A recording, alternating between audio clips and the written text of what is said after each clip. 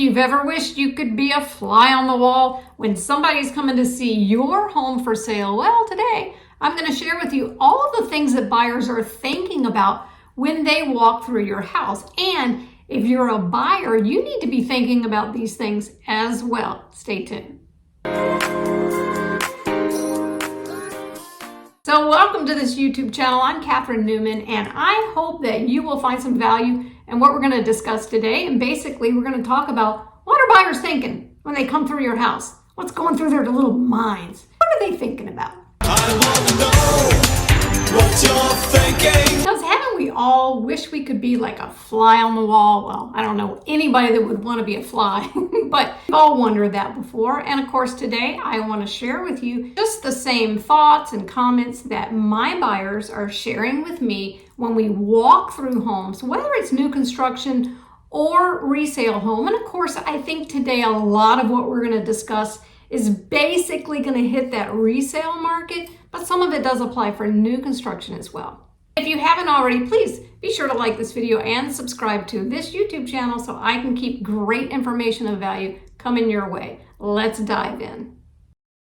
So I can tell you for sure, first thing that buyers are thinking when they walk through your house is they know while they're walking through, I've got a lot of choices now. So if I don't like this house, we can move on, head on out of here. And that's what they're thinking. They know they have more choices now than they did in the last few years, right? During the pandemic years. They know now that inventory levels are continuing to rise. Now, we're not at a balanced market yet as far as inventory levels. A balanced market would be about 5.5 to 6 months worth of inventory.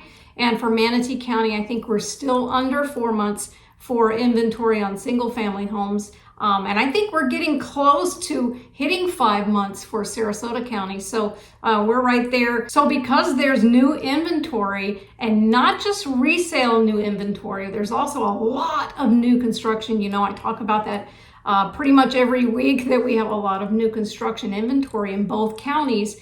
And that's what buyers know when they go through your house, that they don't have to necessarily settle for something that's older. Not that that is settling, but they know there's some new construction homes out there. So they're thinking about that when they walk through your home. So what your home and how it presents, what it looks like, how it presents to them needs to just really capture their attention from the front door. Shut the front door. And those of you that already watch videos on this channel, first of all, thank you very, very, very much. I appreciate it. But those of you that have seen some of my videos, you know that I constantly talk about how important I think it is for people to not just look at new construction, but also consider some resale homes, because there are some great advantages to resale homes that are just not going to be offered with new construction. And if you're curious about what those differences are, I won't go into it here, but be sure to watch this video right here where I talk about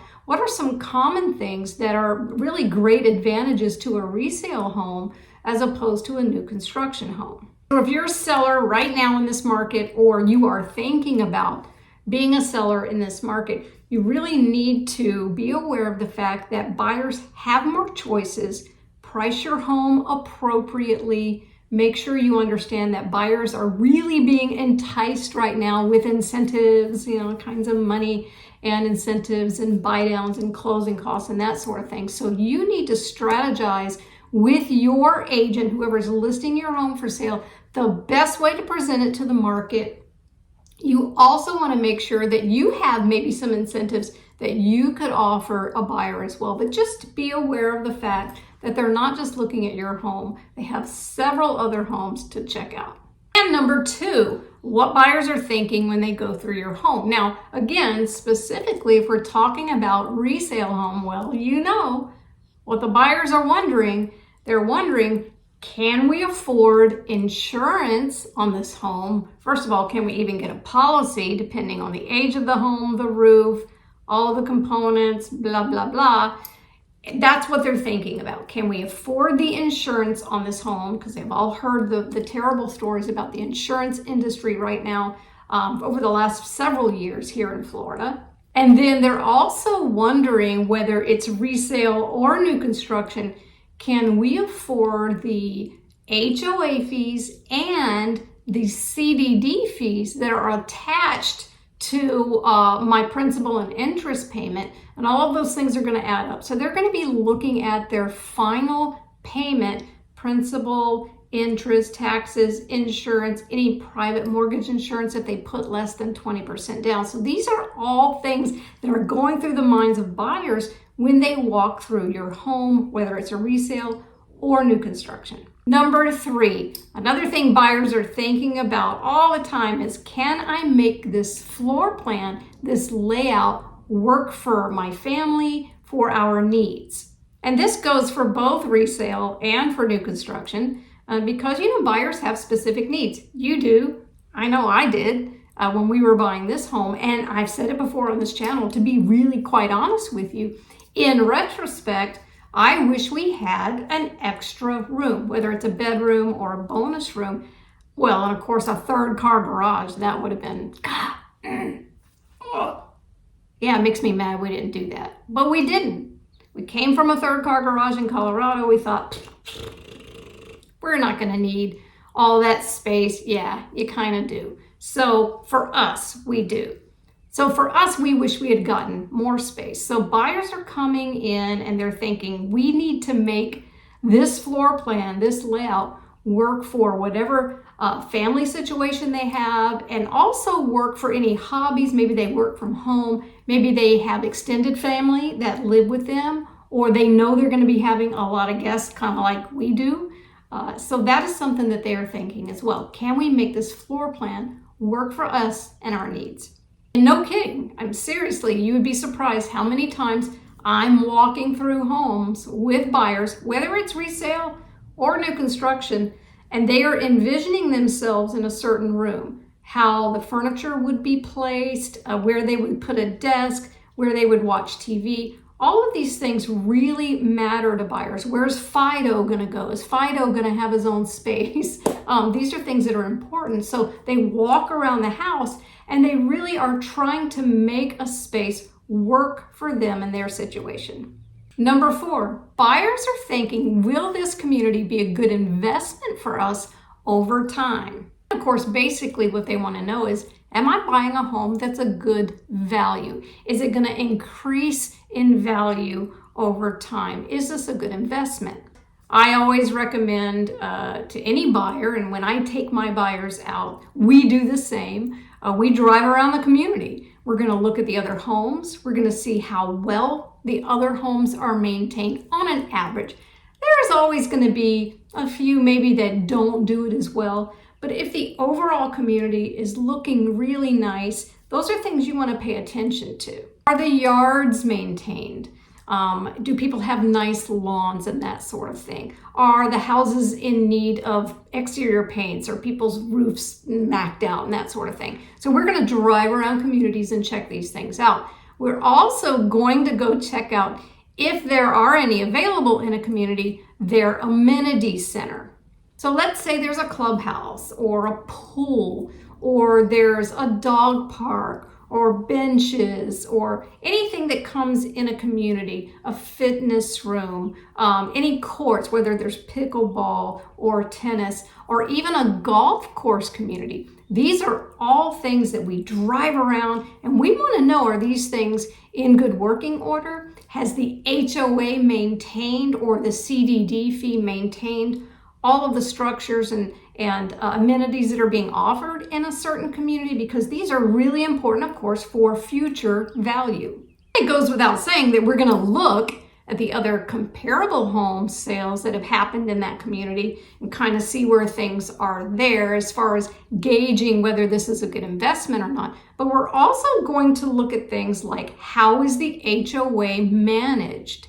We get the HOA docs, that's part of the contract process. I actually like to get HOA docs prior to contract, just so that people can read through and make sure they're aware of any, deed restrictions or things that they need to know about before they sign the dotted line or present an offer. And a lot of agents are really good about putting those documents in the MLS. Not all of them do, unfortunately. Sometimes you got to call or find out a website you can go and read those things. I always put them on. I just think it's best to, when I list a home, that the buyers have every piece of information they can right up front so they can make an informed decision and make it more quickly.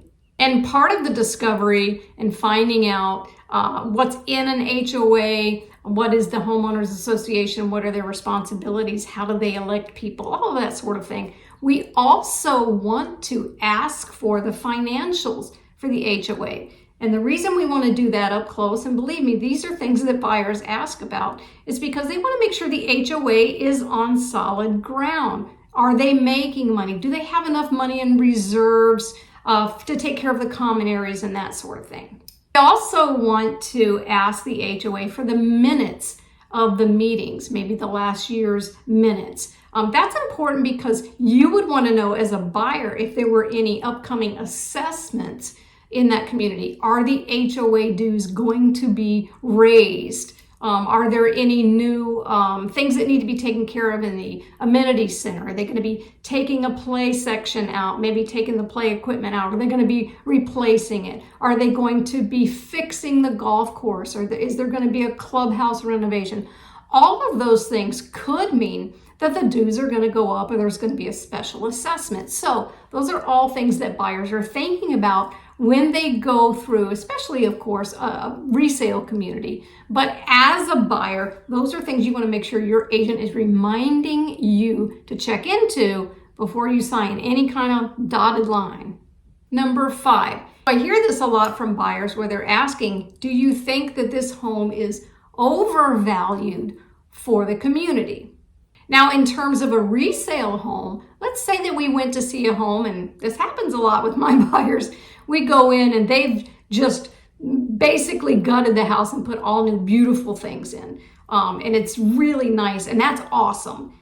However, all of those nice, awesome things, if it's only in one house, but not in a lot of the houses in the community, then it could be that all of the great improvements that current owner and that seller did on their home has overvalued it for the neighborhood.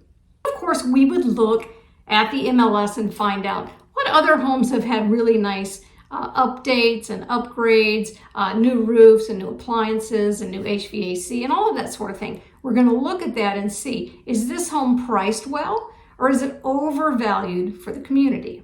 In terms of new construction, you know how it is when you go to new construction. You have base level things, pricing, and the base kind of standard features that a builder puts in. And then in some communities, buyers are given the option to go to a design center and they can pick out upgrades. And of course, those upgrades cost money. And when they go to sell that home, perhaps they've overvalued for the community. Maybe other people didn't do as many upgrades in the home. So we would want to find out what is kind of standard for upgrades. Has this home put in way too many upgrades and now they're asking someone to pay for their taste and for their upgrades? Is it going to maintain its value or is it overvalued for the community? Number 6, buyers are thinking this when they walk through your home. Did you actually lovingly take care of that home over the time that you owned it? Or did you just clean it up in order to sell? You might think that sounds terrible. Everyone, yes, you should clean your house up in order to get it sold. You know you wouldn't sell a ratty old car unless it was a classic car and you knew you can get a lot of money. But you would clean that car up, get the spills out, get the junk out if you wanted to sell it on Marketplace or you wanted to sell it on the Nextdoor platform or whatever. However, when buyers go in, they don't just want to see that you've cleaned it up for sale. They want to know that you have maintained it over the course of your ownership. How would they know such a thing? Well, there are some telltale signs, people. And they don't think I know a buttload of... I do. Here's one I see all the time. When we try to open a slider door and the door is so difficult to get in the track. Now, I know a lot of you would say, hey, they just need to put some WD-40 or whatever it is in there. But a lot of times these doors are warped, maybe they're old. They just don't open and shut very well. And the same is true for windows. And of course, you know, people coming down here from other states, they're coming to Florida to enjoy that outside space that you already have. So make it easy for them to get in and out of the doors, please. But that is a signal when they can't get that door open very well. They think, I wonder if these doors have been maintained. Have they ever, put any kind of WD-40 in them to make a move? Or is it time for the windows to be replaced? And they can't help but think that. You would think it, I would think it too. Other thing they wonder about is when they see missing grout or caulk, and I know I talk about this in a lot of videos, but showers and sink areas, all the caulk around sinks, you can tell if it's been maintained or if it's just been forgotten all these years and now they've just taken some new caulk and kind of run it. It's all gunky in there and gross looking. So that is something they're going to think about as well. What about those return air vents? Oh my goodness. So I've gone in to show some really nice houses. They've been cleaned up. They're staged well. And then you look at these return air vents that look like they have never been cleaned in the entire age of that house. So that's an easy one, people. Take out the screws, take it down, wash it, dry it, put it back up. Another one I see a lot are these ceramic glass cooktops that really have not been maintained. Now, they're a pain in the butt. I know I've got one as well. And I always make sure, we've been in our home now 10 years, I always make sure after I use the cooktop, clean it. I make sure that there's nothing that is baked on there. I use something called Barkeeper's Friend. It's an excellent, pretty inexpensive. Don't use that liquid stuff. Just get Barkeeper's Friend. It's powder. Put it on there with some water. Really clean that off. I do it every time because the longer you let stuff spill over and sit, it's hard to get off there. So I have shown a lot of homes that look nice, but then they look at that stove and they're like, oh, we got to replace this stove. This is terrible. Look at this cooktop. And I'm not saying some of that might be easily cleaned, but I have in my staging career as well gone in there to try to clean. And once it's on there for a long time and no one has ever touched it, it does not come off. Clean up this mess! And here's the most important thing you can do if you have maintained your home over the course of the time you've owned it. Take out your receipts. I don't care if you've got 20 shows that you have had your HVAC cleaned and serviced, that you've had someone come in and fix this, or you've had someone come in to, whatever it is, to clean the windows, whatever it is, leave receipts like that out for them because there's that wonderful perceived value that you love your home and that you've taken care of it. And really, buyers are looking for that. They want to know that someone has lovingly maintained their home. What's love got to do with it? Number 7. Yes, it's very true, people. Buyers are wondering when they walk through your house, can they get out odors? My God, what is that smell? Every home has its own scent. It's true. Every home. So buyers are going in a home and the way that it smells is very important. Because remember, like we said, number 1, they have a lot of choices with new construction. That's got that new home smell. So when they're walking through a resale home, they don't necessarily want to be hit in the face with some sort of chemical smell. And I know we all like those little things that go in the outlets to put out something nice. They want something that's fresh. Doesn't have to be chocolate chip cookies or whatever, but the home has to smell fresh. And they're very concerned about smoke smells. I would be too. Pet smells, believe it or not. And of course, food odors. We all love our pets and we all love our certain food. And I hope we don't all love smoke because it's so not good for you people. Anyway, those are smells that people are afraid when they walk through a house that has those strong odors. They wonder, is it in the walls? Is it in the carpet? Is it going to be really hard for us to eliminate those odors? So if you are selling a home and you don't know what your home smells like, ask someone that will tell you the truth to come in and say, hey, you smell anything weird in here? That smell. Can't you smell that smell? And then remediate those smells. Do something that will take those smells out of your home so that it's not a problem when someone walks through your house. Number 8, and of course this plays off a few of the other ones we've already discussed, but buyers are wondering, especially of course on a resale home, are you going to leave your home in a clean condition so they can move right in?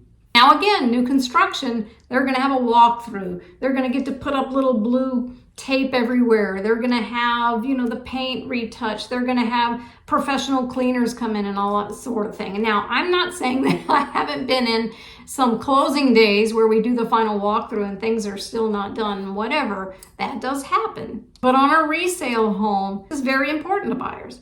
And remember, we're not in the pandemic unicorn years where they don't care. They just need to have a place to live. They do care, have more choices, and they want your home to be in a clean condition when they move in. And if it doesn't look that clean when they're going through it for their showing, they're already thinking about whether or not they're going to ask in that offer for you to pay for a professional cleaning company to come in prior to the final walkthrough. Yes, happens all the time. So do yourself a favor, do as much of it as you can before you put your home on the market so that they're not perceiving that that home is just a wreck and are expecting you to have a really expensive cleaning at the end. Number 9, the buyers that walk through your home or go into a new construction community are wondering, how safe is this community? They're going to check out the crime rate. They might talk to some of the neighbors. They might go on Facebook pages. And I don't know where you guys live, but around here, people like to talk a lot on Facebook. Number 10, and I didn't put these in any order of importance, but this one's pretty important. And believe me, buyers going through your home are always wondering, will you take less? It's a negotiation. And buyers are already kind of prepping their brains for looking at things like we've already talked about. The doors don't close well. The windows don't close well. Doesn't look very maintained. When you open the door to the air handler, there's cobwebs in there. They must not take care of their stuff. Buyers are making these mental notes and kind of doing a deduction in their head of what they think the house is really worth. And of course, they need to work with their agent to find the real value for that home. Buyers are always, you do it, I do it, we're always going to wonder what they will take. Hopefully they'll take less. As a seller, try not to give them any reasons to come back with a list of mental things. And some of them are probably not even legit, right? But you don't want them to come back with any thoughts of how devalued your house is because of 1, 2, 3, 4, and 5. Make sure you take care of those things prior to putting your house on the market so you don't put any kind of doubt in their heads. They're also going to think about whether or not you'd be willing to offer any incentives. Things like closing costs incentives, or maybe you'll offer them a home warranty. Again, remember, you are competing with new construction where they are already offering really great incentives for them to buy down the rate, to take off the price of the house if it's flex cash, or they're paying all of their closing costs. Number 11, and this of course is specifically for those buyers who have kids in school. they're going to be looking at the schools in that area, right? They're going to see how they're rated. They're going to talk to other people about what people think about the schools, how their kids like them, that sort of thing.